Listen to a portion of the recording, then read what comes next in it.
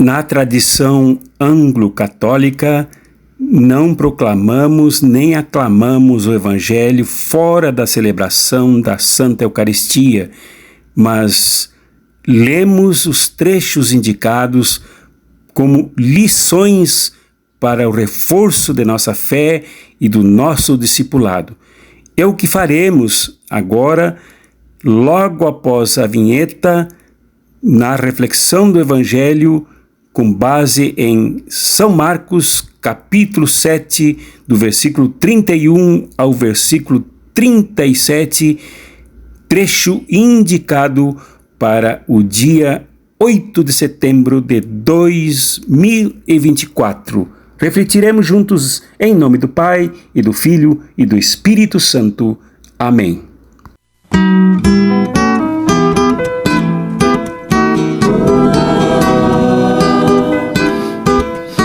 Hoje há uma crise subcrítica enorme com relação ao afastamento do povo.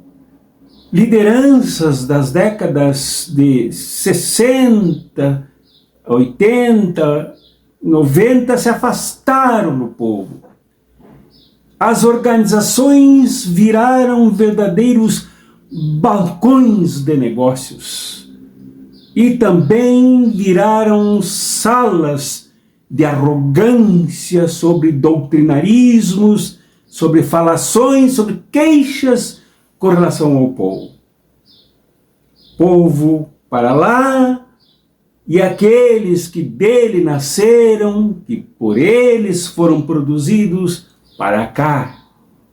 Na lamúria, na lamentação, mas distantes do povo, vítima de desemprego, de doenças que já foram superadas no passado, que retornam para os causar sofrimento, dor, tristezas e mortes.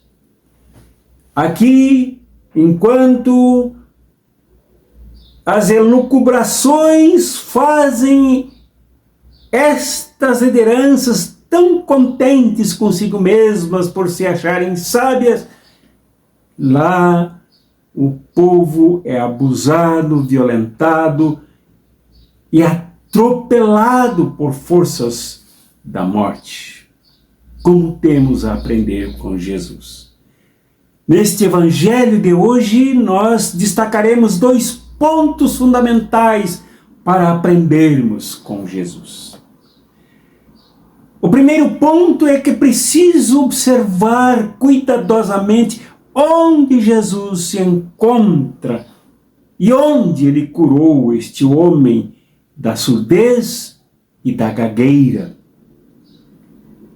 Jesus se encontrava em Decápolis, se encontrava no meio do povo, se encontrava no meio dos abandonados, se encontrava no meio dos desprezados, das vítimas dos preconceitos calamitosos. Do outro lado, se encontravam setores do judaísmo conservador do templo. Neste ambiente de preconceito, os judeus rezavam todos os dias, dando graças a Deus, porque não eram pagãos, não eram ímpios.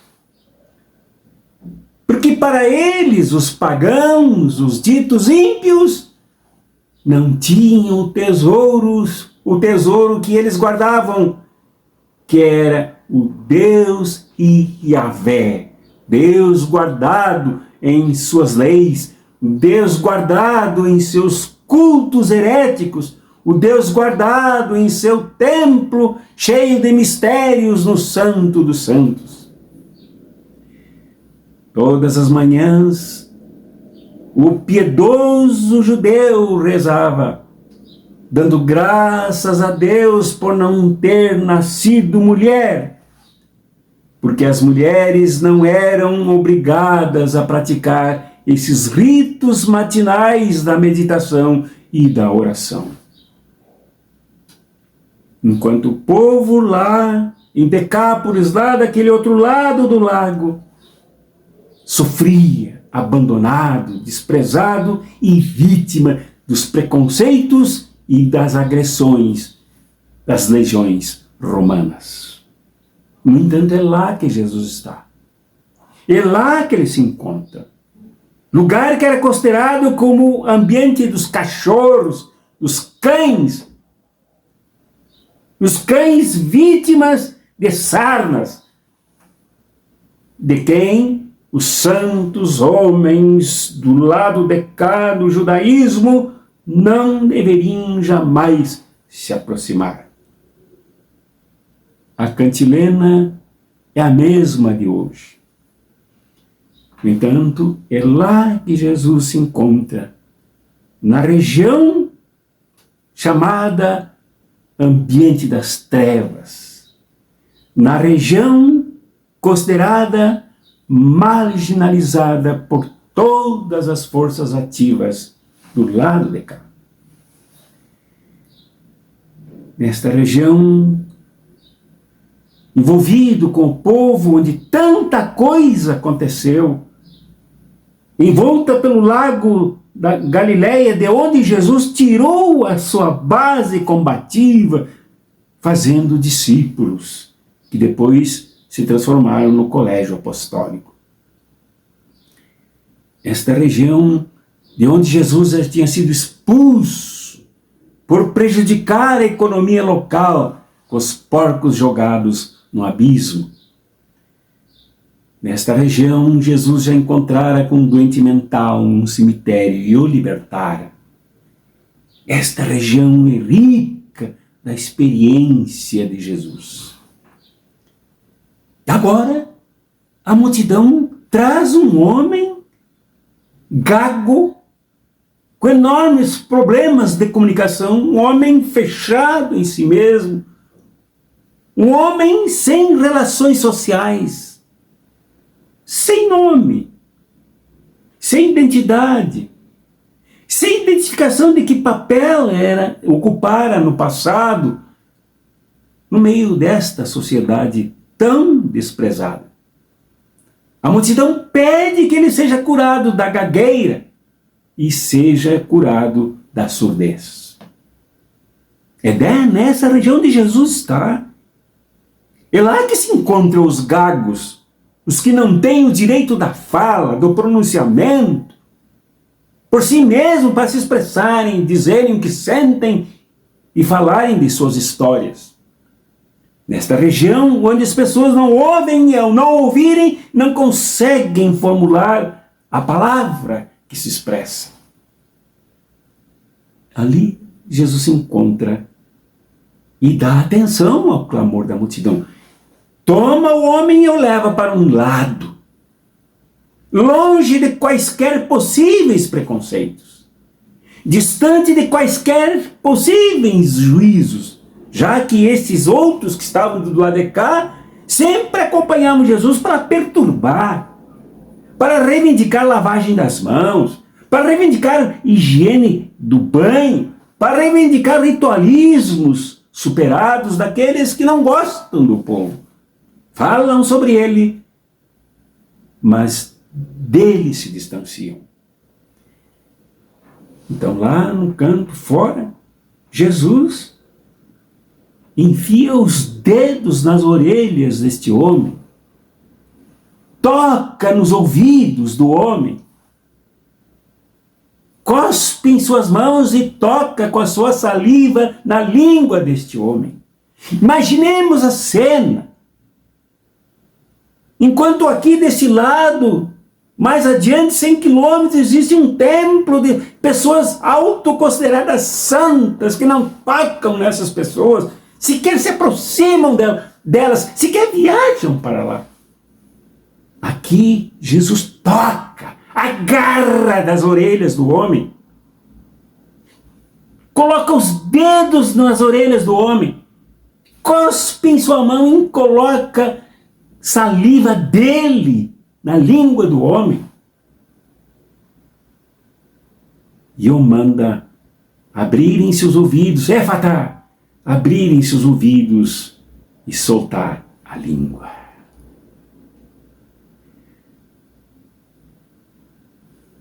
Duas considerações. A primeira consideração.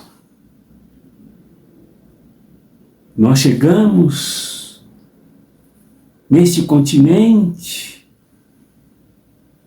como cristãos dentro das embarcações dos impérios coloniais que aqui chegaram para roubar, para matar indígenas e escravizar africanos.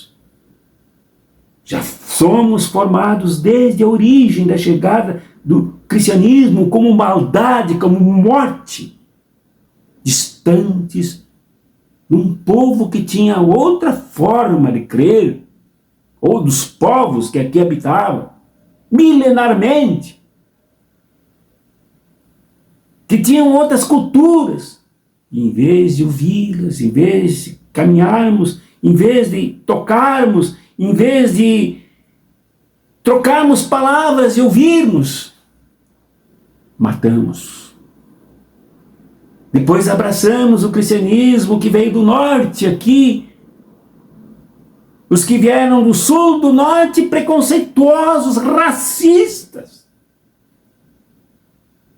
capitalistas, para desprezar os mais pobres, abandonar os mais miserabilizados pela economia mal formada nesse país colonizado.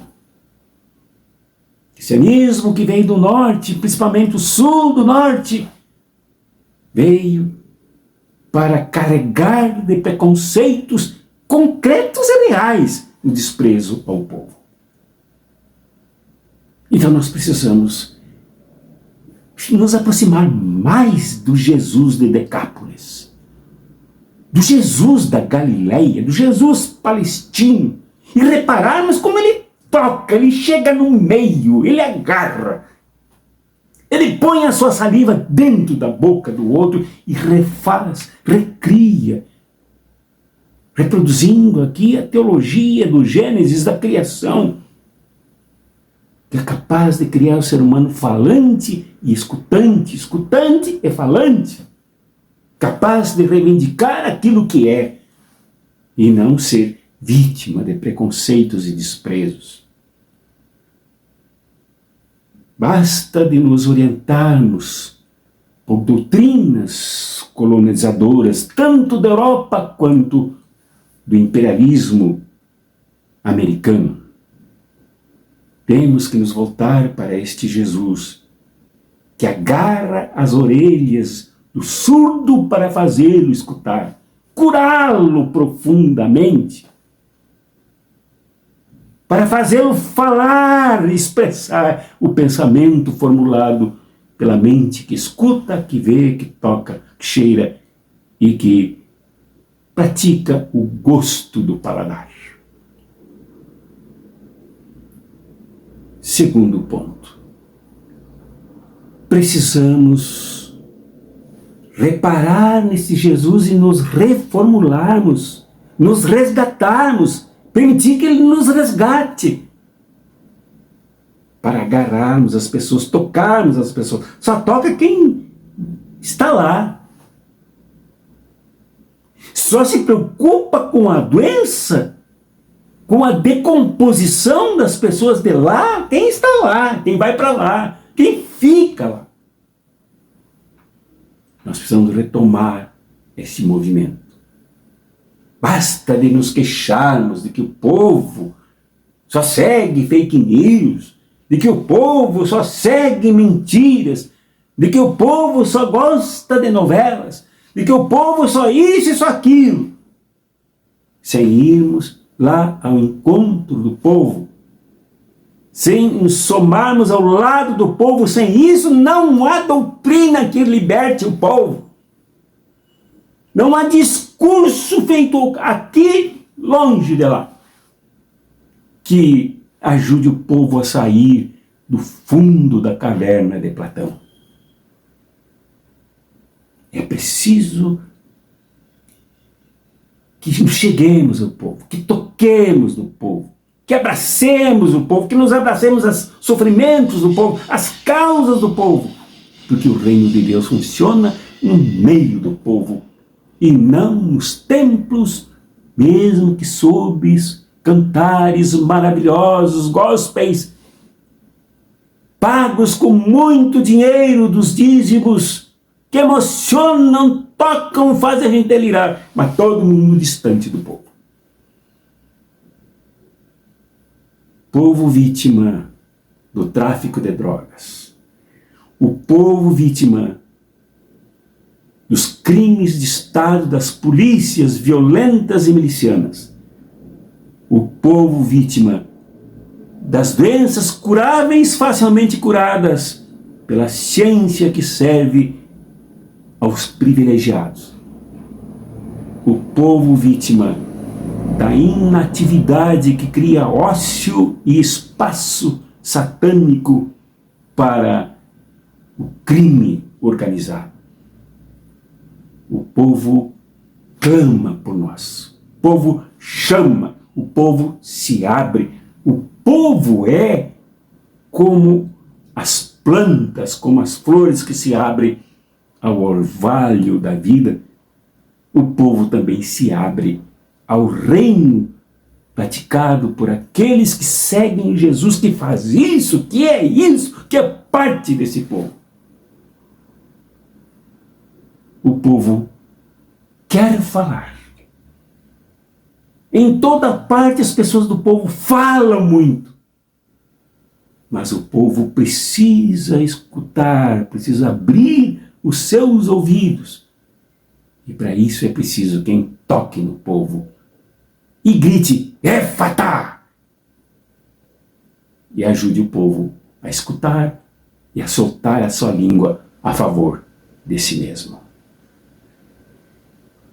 Meu irmão, minha irmã, que esse trecho do Evangelho, que esta lição do Evangelho, que essas duas lições do Evangelho nos toquem profundamente e nos ajudem a nos resgatarmos como discípulas e discípulos deste Jesus ativo e combativo, Salvador de Decápole. Deste Jesus do povo, deste Jesus que jamais aceita a oração dos que agradecem por não serem parte dos desprezados. E que isso te abençoe e me abençoe com vigor do reino trazido por este Jesus que toca, que segura os ouvidos e que tira a gagueira da nossa língua.